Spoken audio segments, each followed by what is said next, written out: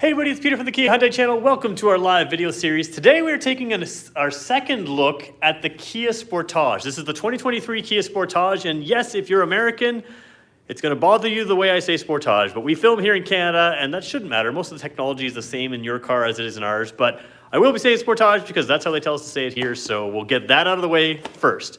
All right, this is a live video, and the way this works is if you just want to skip to the content and go right there and you're not live with us, you can skip to the 3-minute mark of this video. In the meantime, we're going to show you how to join us live, give you some news and some notes, and then we'll jump into the content of this where we're going to really take an in-depth look at the technology in this car. So let's flip around here and I'll show you how to join us live. All right, all you have to do is not go here. We'll talk about that in a second. Go to our YouTube page, which you're probably already on right now. If you refresh our page, Eastern time on a weekday, that's when we film. You can refresh the page right there. And as we do that, you can see that the live video takes over the frame right here. And you can click into that. You're going to probably have to watch an ad. And if I can skip it, I will. And if I can't, then we'll find out. So, oh, it looks like I can't skip the ad. Oh, there we go. We can. All right. If you are in Ontario and you're looking for a vehicle, do me a favor. Buy from us. Simple as that. There's a link in the description underneath this video, and I'm hoping to earn your business through here. So you can click the link in the description, you can contact me, and I'll connect you with our sales team, and that's how it works. Lots of people have done this. All right, yeah, somebody says, missed you last week. I should point out that I did have to take a few days off last week, and sometimes you can't always tell the internet that you're taking a bunch of days off. So don't worry about me, everything's good, but I did have to take some time off, and it was kind of an unplanned thing, but it worked out. So, what's going on? Yeah, so I am back, and there will be a couple things that I don't understand about this car. I should clarify this at the 3-minute mark because I still have some stuff where we can find out more. So we'll go do that. And yeah, that's right. One of our regulars got to see me on Saturday. I came in and worked a full day on Saturday and came in and saw one of our regulars there as well. So hello to all of you who are saying hi. All right, news and notes. We normally do a Monday morning inventory list. Gabby and I just filmed that. We'll be putting it up this afternoon. And there's a couple little tweaks to that. So you can watch that video. There's some changes to that list that I don't know what they mean, but you can guess along with us when we post that video. So I'll post that video this afternoon as well. And if you haven't hit the like button and you're a regular with us, do me a favor, hit the like button now. If we all hit it together, we'll have a whole bunch of people join us, and that makes these videos more fun when we have more people. Okay, somebody says no new Nero news. Nothing yet on the new Nero in Canada. So we have that going on. What is the final thing? We got 20 seconds left to kill. I'm just trying to think if there's any other news that's going on. Oh, I might miss part of Thursday, but I think I'm going to be on time on Thursday. I'm going to be doing some trainings. We'll talk about that in about 10 seconds here, and we'll dive in. All right. 3, 2, 1. All right, so here we go, live into the technology review of the Kia Sportage. Now, really quickly, those of you who are regulars with us know that I took a few days off last week. I did miss some of the Kia training technically on this vehicle, but I will be going to speak with head office people in person and doing a little ride and drive of this and the hybrid model of this. Hybrid has not been introduced yet, but I will be seeing it. Hopefully they'll let me get a couple minutes on film. We'll do that for you. But I will be seeing that on Thursday. So if there's something that I don't know here, then we're just going to cover that as I find out and I know what to look into. So feel free to ask questions, and when you stump me, that's perfect, because then we'll just find out what the answers are. So there we go. Those of you asking questions, if I'm not answering right away, I will get back to those, I promise. So let's dig into this. All right, number one, let's just start real simply with the key fob. The new key fobs, if you have a push button start, they have remote start right there. So you do have remote start on the key fob, and that's helpful. This is a proximity key fob. It is not something that has a jackknife style key in it. And when you have this, it does a lot of things. First of all, you can keep it in your pocket at all times. You could press a little button on the door there and it would unlock the door. But what I'm gonna do is show you how our smart tailgate works, I think. I did set it up, but I'm not sure if I walked far enough away from the car. As you approach the vehicle, and the key comes to the back of the vehicle, and you can see I didn't press any buttons or anything like that. The car just senses that the key fob is there, and it can open up the trunk. I didn't have to wave my foot underneath there and, kind of do your fancy little thing standing on one foot. Why? Because if you have a handful of groceries or a child or something in your hands, it should be that the car senses your proximity key and opens it up. You shouldn't have to trip a sensor and risk tripping yourself. So it's a really smart system there. It's called the Smart Tailgate.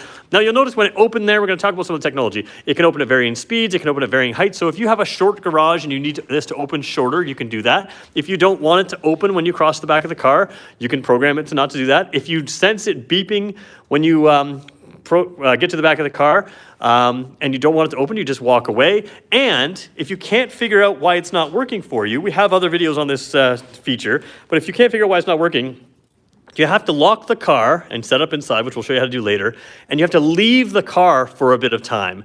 That way you don't lock the car, walk back behind the vehicle, have it swing open as you're going into the grocery store or something like that. So there is a sort of a precaution to give it some time between when you leave the car so that when you come back to the car, it does shut. Now, of course, you can do things like close this right here.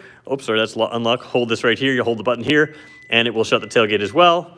And it just keeps going until you let it go. Hold down again. So that's different than our other Kias. If you hold it, it will go all the way shut. If you let it go, it does not. So I have to keep holding it. I'm still holding it, still holding it, still holding it. You see when I let it go, it didn't. So that is a change there. It is now locked. The other thing that you can do is if you hold the unlock button, I've already got one side window open here, but it should still work. It may not work. Let's find out. This is a new thing for Kias, and I'll show you in the control panel. If I hold the unlock button here, which is what I'm going to do right now, watch this window, hold the unlock button down. I may have had to lock first. Yep, there we go. And the front windows vent open. So what you can do, the reason you can do that is just if you're approaching the hot car in the sun, you can vent the windows by holding down that unlock button, and the hot air can escape the car if that's something you want to do. All right, let's spend some time now digging into the actual technology in this car. It can be confusing. And some of these features, you're going to hear me say, I've got to do a longer video on that. What I mean by longer or better video is just that I'm going to take just that segment and do a 7 or 8 minute video on that, and or 5 minute or 3 minute or whatever it takes. So those videos will be upcoming, but we're going to kind of overview everything we possibly can right now. All right, let's jump in. Now I'm skipping things like how to set up your, memory seats, something like that. I'm skipping a lot in this video, but we're going to go through some of the details. I'm going to keep the key in my pocket now. All right, so what we're going to do is push button starts right here. A little tech tip for you that if you don't know this, obviously if I press the brake pedal and press this button, the car will start. If I keep my foot off the brake and give it 1 tap and 2 taps, that goes from accessory and then the on position. So think of it like turning a key, accessory and on, and then one more would be start. That's how the push button start works. The first thing you're going to see here is this guest mode, driver 1, driver 2, and guest. Now you can customize the change user here. You can customize driver 1, driver 2 to say, let's say Peter or Joe or whoever you want to put. But if you do this, I want you, if you share this car, to set it up as driver 1 for you and driver 2 for someone else. I'm going to use guest mode in this just because I have everything sort of ready to go in guest mode, I think. But I want you to set up your own driver modes, because if you're going to start playing with the technology in this car, you may change a setting that someone else is used to, and maybe they're not used to it, or when you want it, you may want it different. And because you can play with safety settings in here, I want to make sure that this car is always safe for everybody. And we'll talk about what that means. So I want you to start by choosing the user, making that yours, having the second person choose, when they drive, they'll do it under their drive. Now, if you have someone who's not always going to switch the user, just make sure that they do switch it if you've changed the safety and other type settings. That can also change things like climate settings down here. So if they prefer to keep it, let's say this person prefers to keep it at 19.5, somebody else prefers to keep it at 22, you can have that set to the users as well. But I do think it's important to set up the user. So we'll talk about that a little bit later as well. Let's just start by digging into the settings. Now, really quickly, I want to point out this is not going to be entertaining. It's informative, and I hope to keep it upbeat, but some of this is a little bit boring stuff, and the alternative is reading the user's manual. So I hope you'll stay with me as we go through some of the stuff that you can do in this car. All right, let's start with the very first thing. We'll go down to the door setting here, and the only reason we're starting there is because that's what we just played with outside. So you can do little things like auto lock. You can set the car to lock on shift. So in other words, the car locks when you put it in gear, or you can have it lock when you hit a certain speed, that kind of thing. And it auto unlocks when you shift into park or when you turn the vehicle off. Sometimes some of these were switched. So people are like, how come when I put it into park, the vehicle doesn't, unlock? And essentially it's because you can change the way that works there. What I really want to get into though is what we just talked about. The power liftgate is right there. So you can put your power liftgate button can be used to automatically open and close the liftgate. And then we had the opening speed as fast, so you can slow that down, fast or normal. So that's just something to keep in mind there. And then you also have the opening height, which we talked about. So you can set the opening height here or using a button, various things. We've done videos on this in the past. We can make more. But the smart liftgate, that is the button that has to be checked if you want it to open without touching it in that situation. That smart tailgate is what we call it, or smart liftgate it's called here. If you want to work, that check button has to be checked. If I uncheck it, it won't automatically open. You'll have to touch the button to open it. Same thing with the window control. If I unclick this, those windows won't go down automatically. So just something to show in there. We're going to go to the driver assistance section and start right there. Driving convenience right up top. So highway drive assist. We've done some videos on this. I probably need to make some more videos on this. And with auto speed change, basically highway driving assist combines things like your smart cruise control, which can keep the distance from the vehicle in front of you, along with your lane follow assist, which can help steer the car, actively keeping it centered in the lane. And then it pairs that with navigation data to help you basically keep your speed and that kind of thing. So highway drive assist with that will, if you set it at, like, say, the speed limit of 100 kilometers an hour, and the speed limit changes, it can help adapt that. Now, what you really are going to use is the speed limit settings. You have a speed limit warning here and speed limit assist. Because in Canada, we tend to drive 10 kilometers over the limit, or 5 kilometers, or whatever you want. On the highways, I have my car set up like this. So the speed limit offset is 10 kilometers per hour. And what that means is when I put on the active assist, whenever there's an active assist, it does something. So now when I set my cruise control, between the camera above the mirror or the navigation information, it's going to know the speed limit of many roads, most roads, in fact, almost all roads. And if you're on a major highway and you set the cruise control, it's going to know, let's say it's at 100 kilometers an hour. Well, let's say you reach the section of the 401 where it goes to 110 kilometers an hour. The speed limit assist will recognize that either through navigation information or because the camera up here looking forward will see a speed limit sign, and there will be an arrow blinking in your dash while you're on cruise control, up or down. One simple tap of the cruise control up or down will set the speed limit to, in my case, 10 kilometers above the speed limit. Now, you could set it right at the speed limit if you wanted to, but what that does is instead of just setting the cruise control at whatever you're set at, you can set it at 10 over the speed limit. So if the speed limit is 100 kilometers an hour, you can set it for 110, and the car will drive like that, also keeping its distance from other vehicles, also keeping centered in the lane. But if the speed limit changes to 90 kilometers an hour, it will back down itself essentially on its own. It'll say, hey, the speed limit changed. One tap of the thing will again set you to 10 kilometers over. So it works really, really well if you have speed limit assist. Now, if you just want speed limit warning, that's right there. What I like about the speed limit assist or the warning is you have this little bit of information right here. That is the speed limit data that it sees. So for instance, when you're looking out in front of the car, either through your navigation or the camera, it will read what the speed limit is there. And having it through the camera is pretty cool because as you pass a speed limit sign, it will tell you. Now, be careful because if you're in Ontario and you drive from a country road, it's 80 kilometers an hour, and get to a city road where it's 50 kilometers an hour, it will only tell you the speed limit change as you cross that speed limit sign. So obviously you want to slow down in advance, not hit 80 and wait for your car to tell you. But it's a pretty cool system where it tells you the speed limit both through navigation data and through that camera in the front. So if your town changes the speed limit overnight from 80 kilometers an hour to 50 kilometers an hour, your car will recognize it with that camera and it can show up in there. And if it sees that the speed limit has changed, this font in there will change to red. So you will know that you're over the speed limit. Or in my case, if I see it red, I will know I'm more than 10 kilometers over the speed limit. So that's kind of a cool speed limit thing. Anything else in here is very simple to use. Your warnings, leave them at standard, leave them at normal, leave them at medium kind of thing.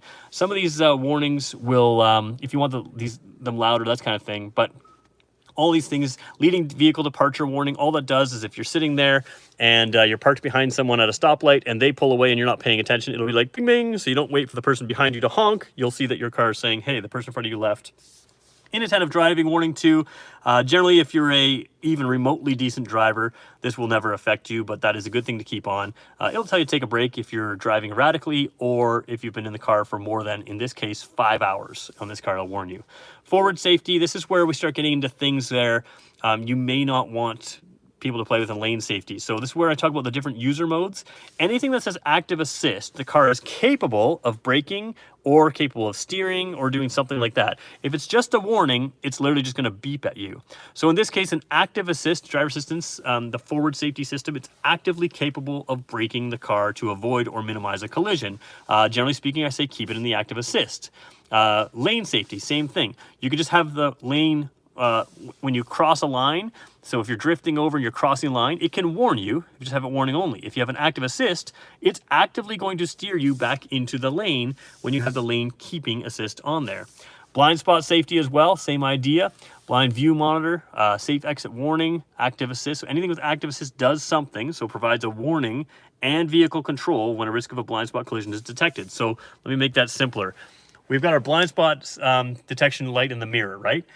It'll be on if someone's in our blind spot. If we were to signal when someone's in our blind spot, it's going to beep at us. Well, let's say there's a car a lane over and we're over here, like 2 lanes over. So there's an open lane in between us.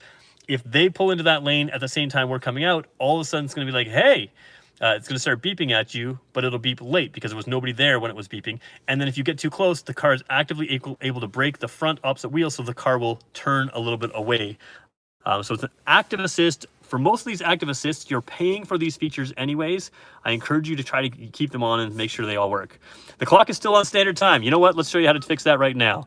Pretty simple. You touch the clock, you go to daylight savings time, you do that right there, and there you go, 2:14. So good catch on there. Very simple to change. Parking safety, same thing. This car has the surround view monitor, which is on. Parking distance warning is on. Rear active assist is on, or you could just do it warning only. I want you to use the active assist because it's capable of braking the car for you. So that's what you want. If you were towing a trailer, I could see that might be an issue, but I don't think it would be. So you can turn all these things off. Rear cross traffic safety, same thing. So when there's someone crossing your path, the car will warn you if someone's crossing your path. So you want to keep all of these safety features on. And if you do take them off, that's why it's important, especially some of these active assist type things, it's important to not change that for your co-driver. And that's why I really encourage you to use those driver modes, because you could take a safety feature off that they're expecting to be on and also have an issue. So there is that. So that's just kind of the safety stuff here. Let's go walk through a couple more. Active sound design. No, don't, I mean, do what you want, but it just makes sound, and I'm not a fan of it. I prefer it to be off. It selects the engine sound mode. It basically is an active sound that makes it sound better, I suppose. I don't love it. I haven't driven this car far enough with that feature yet, so I do have to play with that feature a little bit more, but we'll dig into that a little bit more. The cluster is a cool one here. So again, the cluster in this car is a digital dash.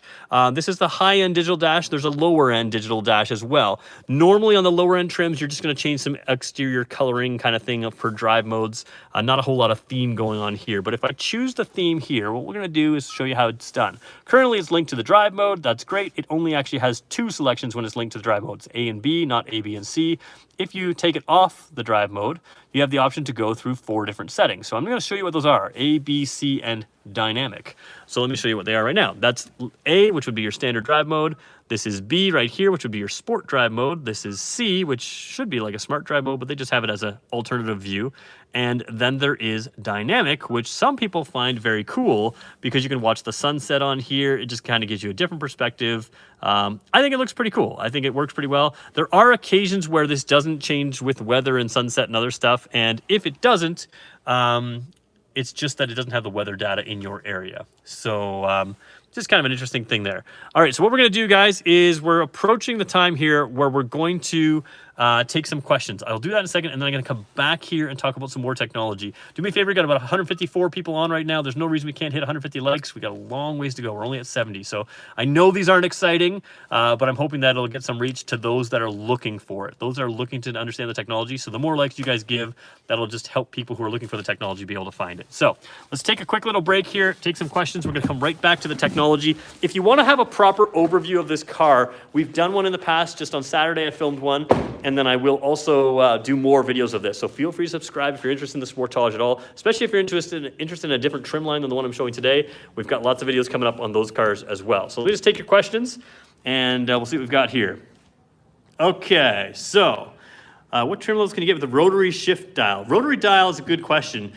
To my knowledge, the only ones with that rotary dial are going to be the hybrid models. The hybrid model has not been officially introduced. However, I'm going to drive one on Thursday with head office people, and that is something that is interesting me, because I should be able to say to them, hey, when are you going to introduce this? Because, and they may not be able to tell me, but I'm going to drive one, so it's coming soon. But the rotary dial should only be on the hybrid models from what I can tell. Gas tank size I don't have memorized. I'm sorry, you can find that in the specs.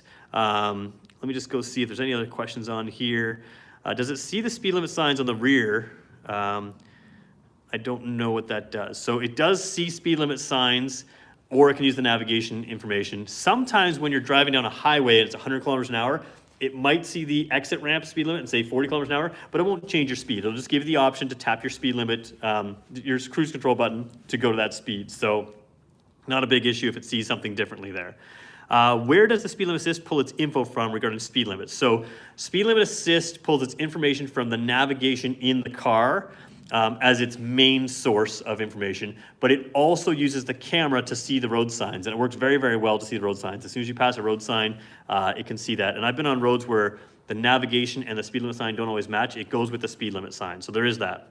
Yeah, somebody says 10 kilometers an hour. Sugarcoat it for international viewers. Exactly. Okay, what else we got here? Retail price looking for this. The car we're looking at today is about $40,995. You can get it for about $10,000 cheaper than that, and anywhere in between that, depending on the trim line. Is Canada getting the PHEV version? So I've had people reach out telling me they want to put a reservation in on the PHEV version. Really quickly, there was a time where it was scheduled to come. I believe it was late summer or early fall.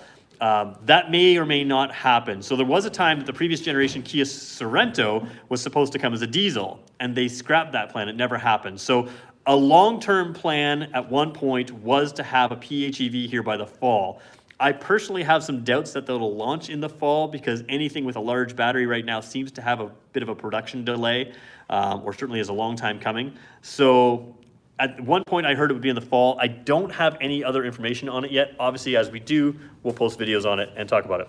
All right, let's jump into Park Assist. Which models have that? I believe only the X-Line. Oh, Park Assist, that's different then. Let me talk about that in a separate video. Fuel mileage may be in Saturday's video. Fuel mileage I didn't list, but it's probably on the website. You know what? If I didn't list it, let me just grab it right here.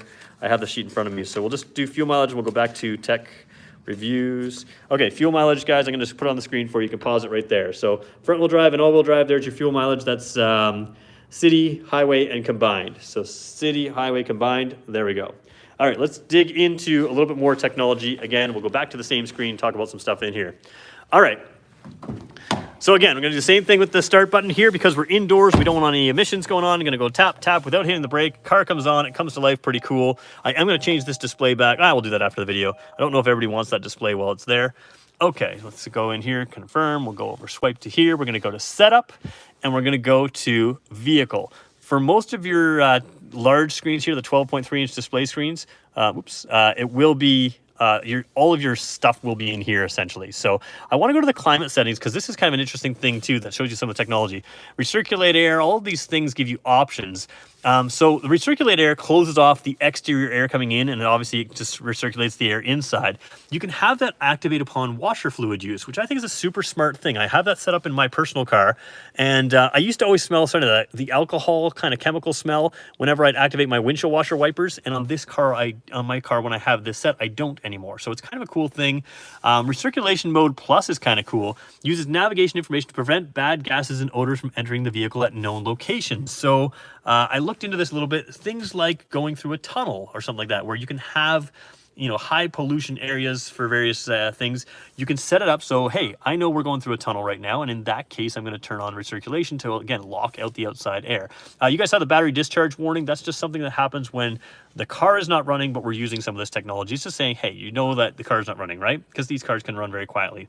Automatic dehumidify, that's pretty cool. And scheduled ventilation automatically ventilates the cabin at a scheduled time. So the ventilation occurs when the vehicle is off. So again, assuming that you still have a certain amount of battery in this car, which was, I mean, 99.999% of the time, you can schedule it to just ventilate the car out. So if you want to ventilate the car out right before you start the morning, or right before you finish work or whatever else, you can ventilate the car on a schedule. So every day at whatever times, if this car is set for 12 a.m. right now, but you could change that up, and it will ventilate out the system, which is just kind of a interesting thing that you can do here. A lot of people don't know that you can do that. And again, it's all part of this auto climate control system.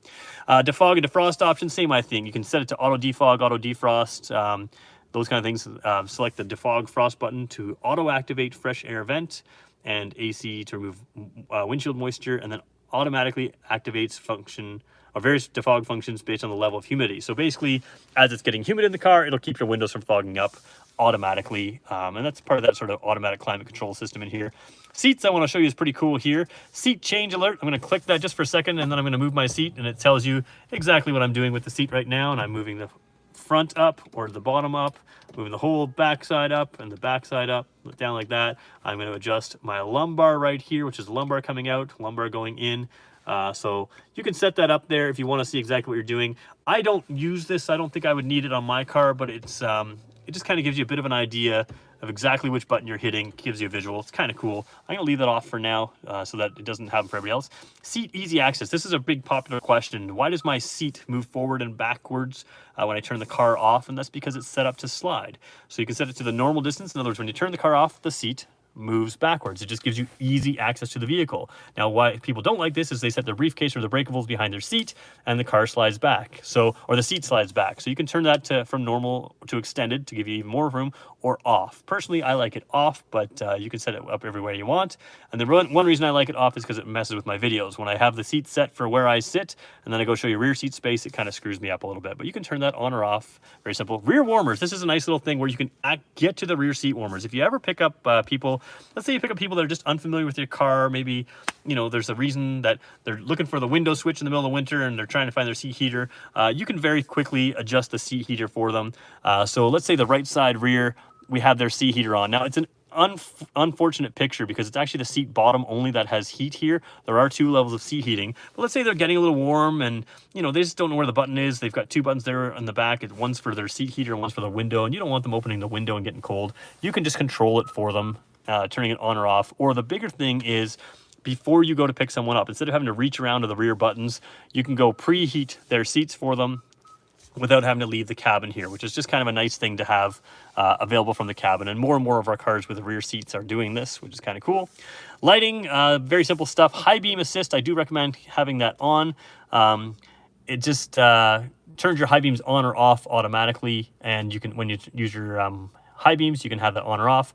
And then the one-touch turn signal, they do this in a lot of European cars. When I just touch the windshield or the turn signal like this, you can see I just touch it up and down. So again, watch me over here with this hand and then watch the signal, which will be up over there at the same time. So touch it and it goes 1, 2, 3, and it's done. If you want to touch it and set up for 3, 7, or 5 flashes or turn it off completely, you can do that as well. So just kind of a cool little thing. Door we showed about. Convenience, let's show you the convenience features. Rear occupant alert. I've turned this off in my car because I don't have young children, but if you have somebody sitting in the rear seat, let's say you have a baby in your family and you're a tired parent. We all heard terrible stories of people leaving their kid in the car. Leave the rear occupant alert button on while you're in that stage of life. And that'll just remind you every time you turn off the car, it's going to say check rear seats. And that'll just be an extra warning to just check those rear seats when you've got something to take out of the back seat.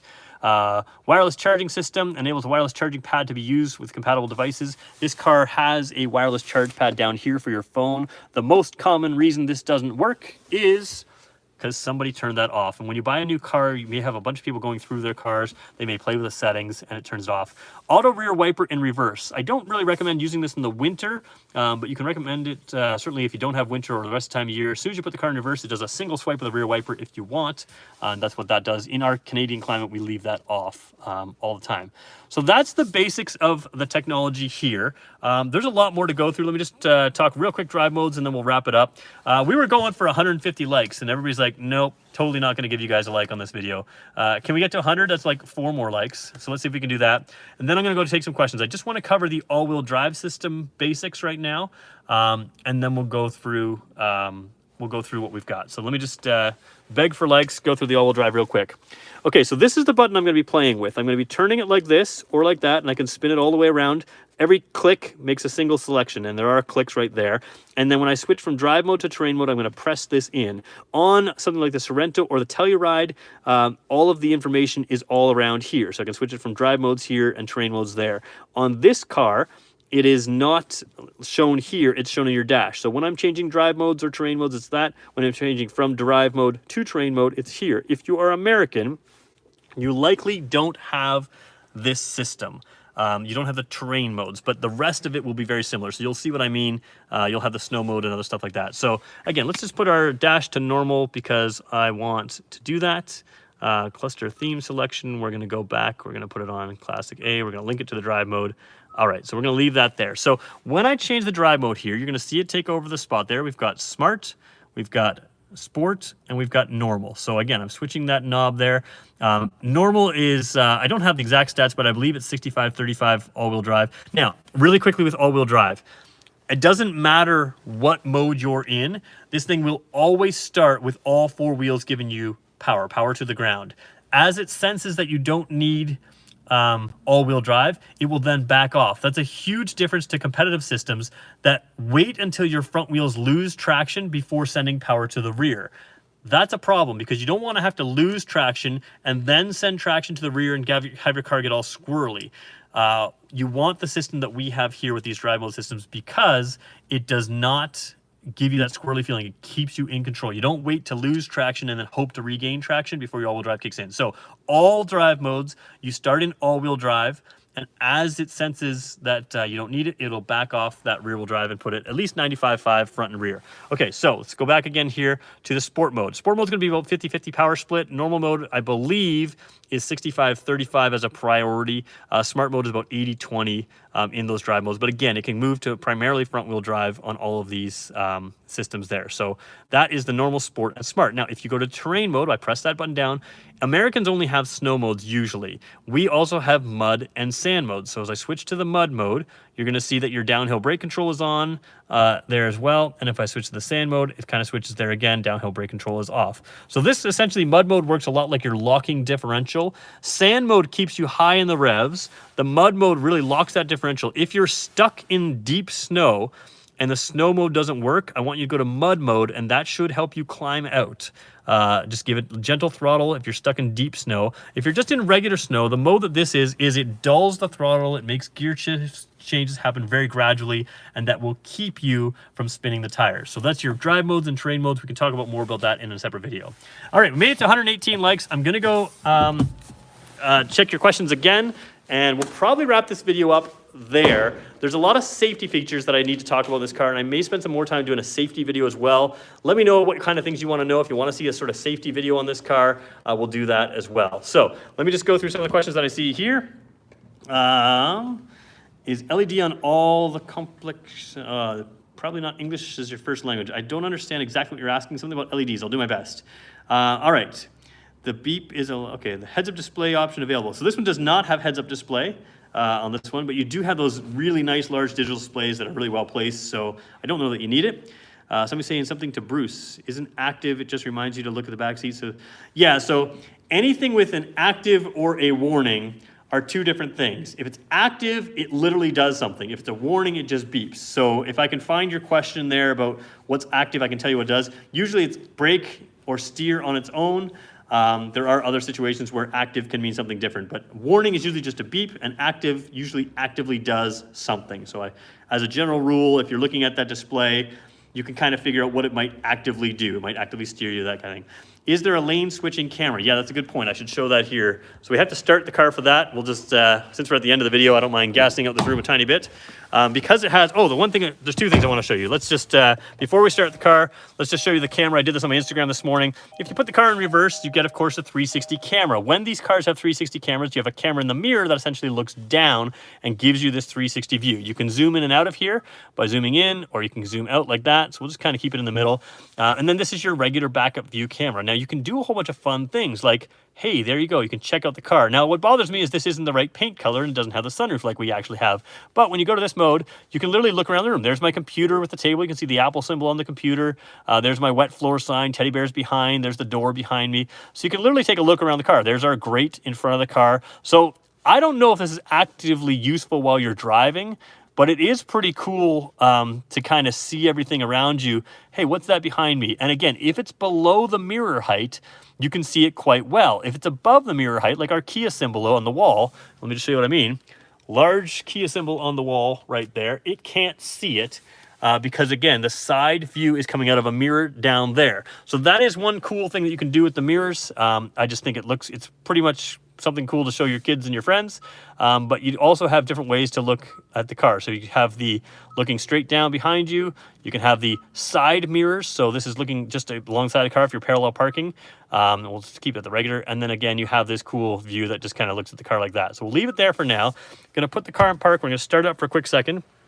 Start the car up. You have to start the car, but there's your blind view monitors. That's my blind spot on my left side, my blind spot on the right side right there while I'm signaling. And that only works while the car is on. So I'll really quickly explain what that does. I know we're getting close to the end of our time here.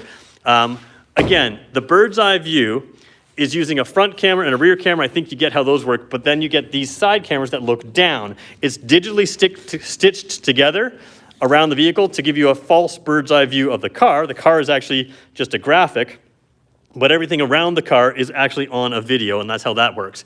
When I have it, the same camera can be digitally re-stitched together when I'm signaling left to be this blind view monitor, which shows you your blind spot right here.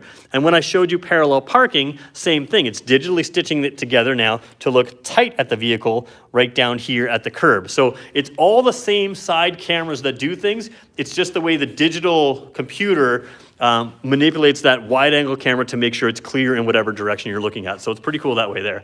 Just wondering about the memory seats function. I believe Tucson does not link.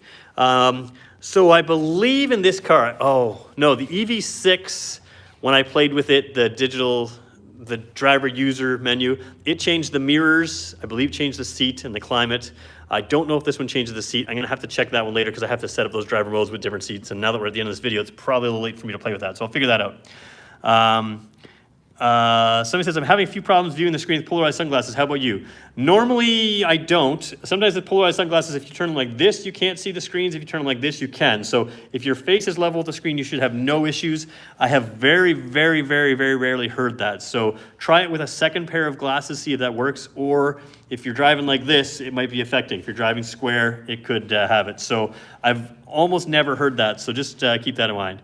Anyways, somebody says they really like this SUV. Do me a favor, guys. I've gone too far on this, so I'm going to go through your questions again. We're going to try to, yeah, my boss is complaining that I'm gassing him out. I'm going to try to go through your questions when this video is done. I don't want it to get too long, and we're going to make several videos. I'll go through the live comments, and if you have other comments, leave them on the comment section as well, and we'll make shorter videos of each trim that we can think of. So that is a technology overview of this car. I want to thank you guys for watching. We'll have more in. A couple questions I've been asked is when am I going to do the EX model or some of the other X-Line models? And the short answer is I just haven't seen them yet. As I see them, I'll do videos. Like I said, the hybrid model has not been introduced yet in Canada, but I will be driving one with head office people on Thursday. I'll see if they let me take a video of it and try to give you some information on that by then. So lots more Sportage information coming up. Make sure you subscribe, and we'll talk to you again in the next one. Thanks, guys. We'll talk to you soon.